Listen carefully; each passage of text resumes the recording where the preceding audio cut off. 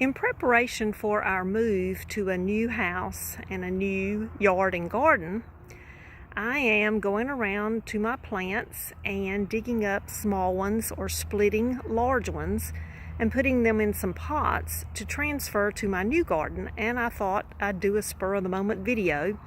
This is my Forsythia. I have 3 of them there in this bed. That's the first one I put. It's very large, and I brought it from my last house.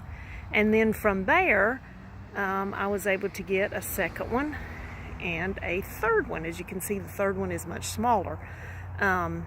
That's because I got it later. So anyway, I was in here digging up. I've already dug up 2 small ones to transplant, and I found a third one, and so I was going to show you,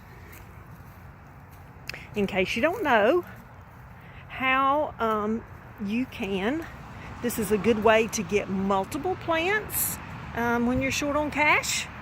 Of course, you know I'm frugal, and or it's a way to start a new bed or share with friends. I'm also going to give some of my extra plants to my daughter and some to a friend who is wanting some. So anyway, I'm going to get in here in this bed, and if you look underneath here, underneath this branch, right there, is a new piece. And what I will do would be cut it off. You see this stem right here? I will cut that off and then dig this up and put it in a pot. Now, if you go under your bush and you don't see any small ones like this, you can actually root a new piece. And the way you do that is find a piece that is low to the ground, like this one right here. This one is very low to the ground. Clear a spot if you have tons of leaves like I do. Get to the dirt.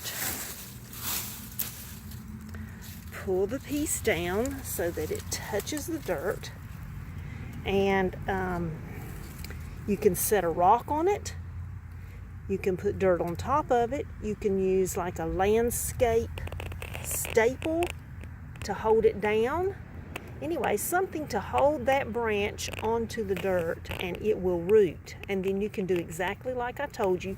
Cut it off back here, dig it up after it's rooted, and put it in a pot to transplant, or just go put it in another place in your yard. It's very easy.